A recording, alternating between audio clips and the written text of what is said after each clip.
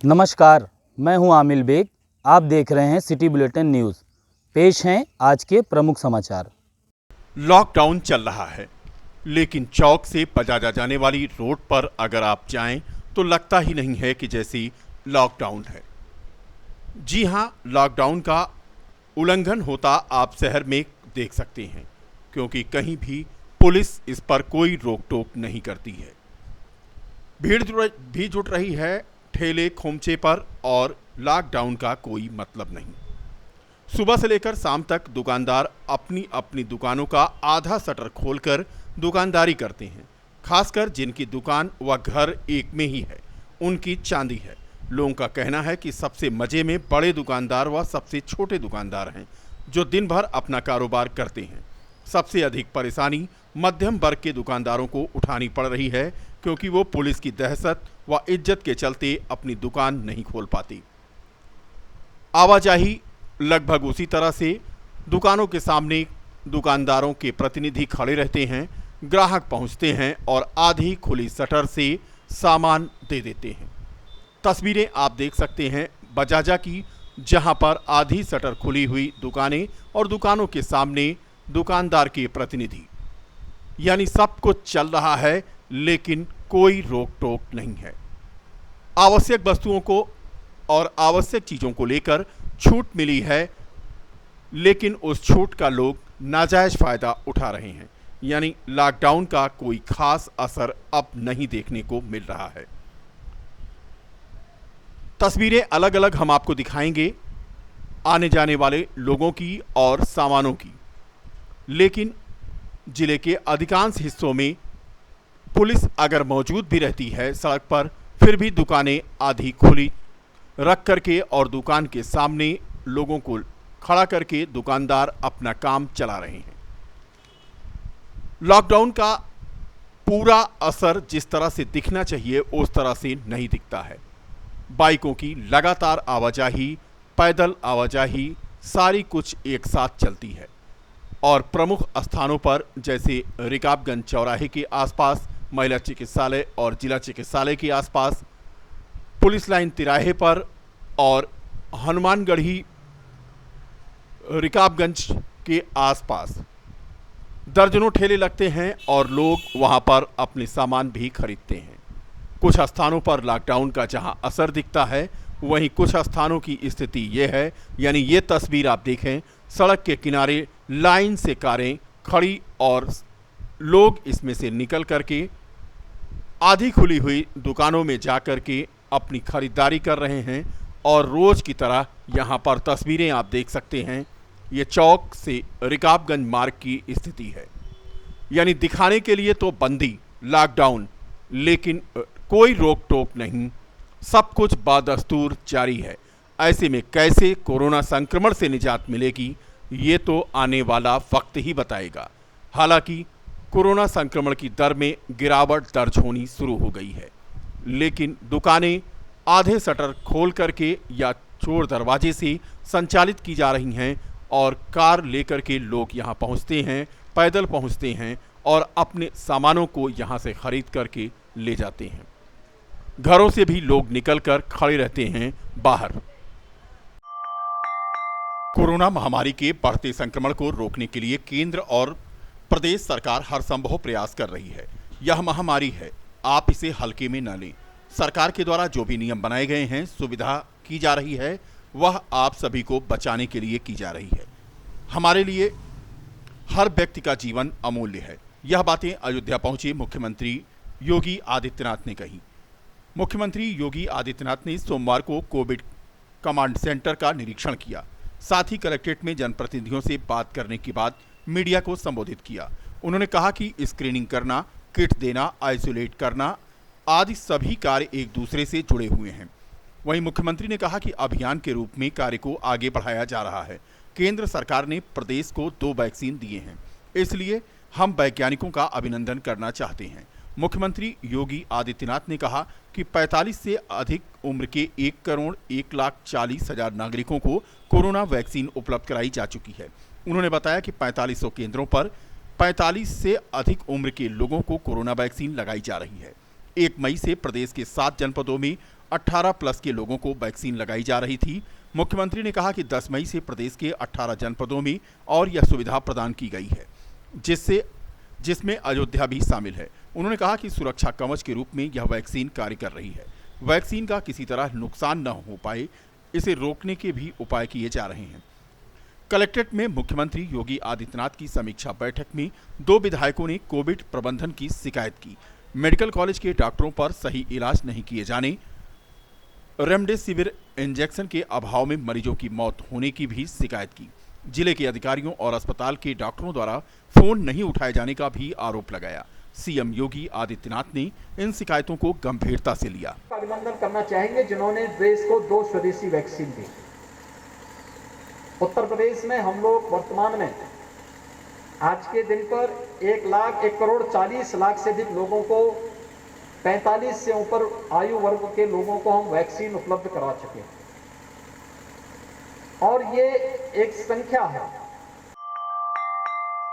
अयोध्या नगरी में भी 18 प्लस वैक्सीनेशन कार्यक्रम का शुभारंभ हो गया है। जिला महिला अस्पताल सेंटर में सांसद लल्लू सिंह ने सोमवार को फीता काटकर 18 प्लस वैक्सीनेशन की शुरुआत की। वहीं इस मौके पर जिलाधिकारी अनुज झा व सीएमओ डॉक्टर घनश्याम सिंह भी मौजूद रहे। 45 वर्ष से ऊपर वालों के बाद अब 18 वर्ष उम्र के और उससे अधिक युवक युवतियों को कोरोना का टीका लगाया जा रहा है। अयोध्या जनपद में अभी 1 सप्ताह के लिए 14,000 वैक्सीन के डोज प्राप्त हुए हैं। दरअसल सोमवार से शनिवार तक लगने वाले इस वैक्सीनेशन में 2300 डोज प्रतिदिन लगाए जाएंगे।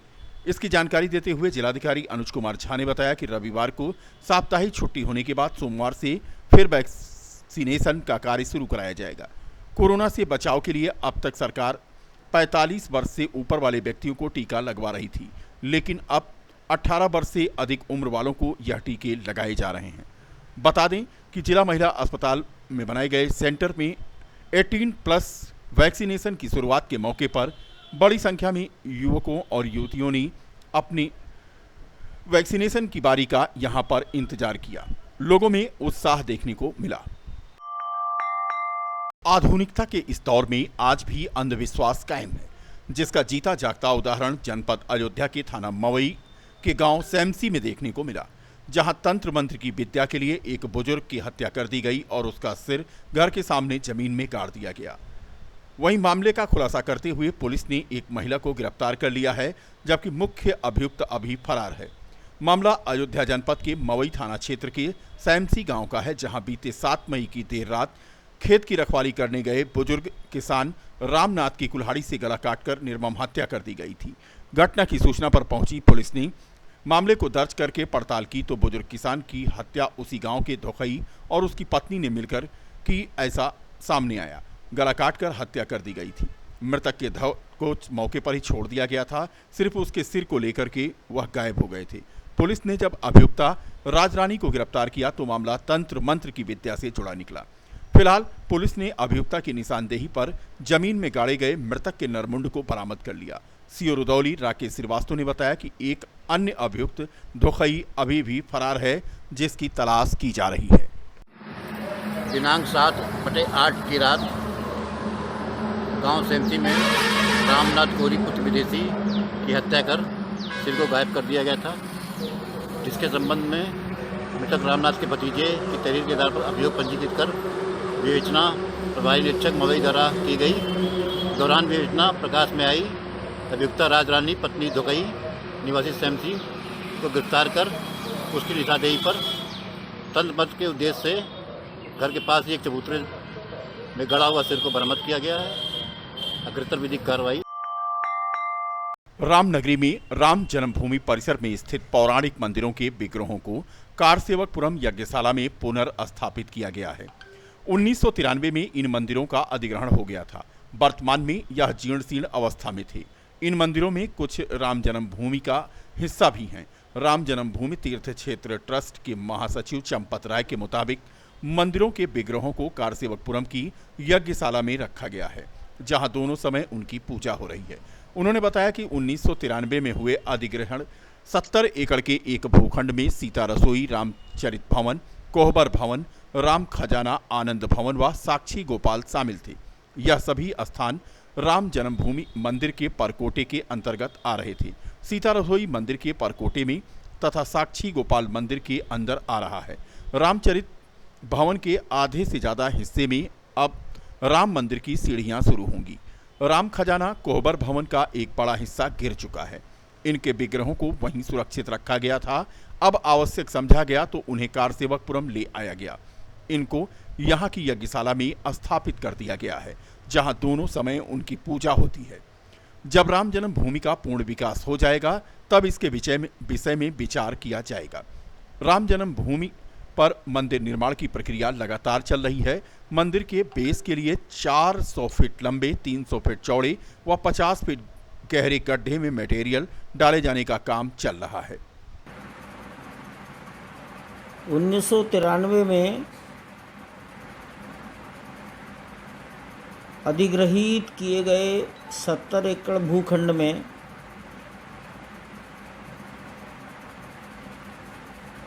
सीता रसोई,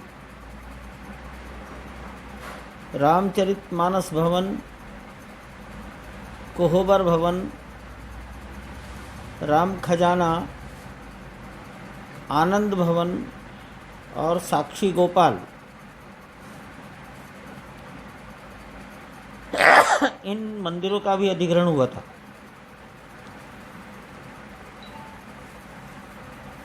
मंदिरों में मूर्तियां रहती,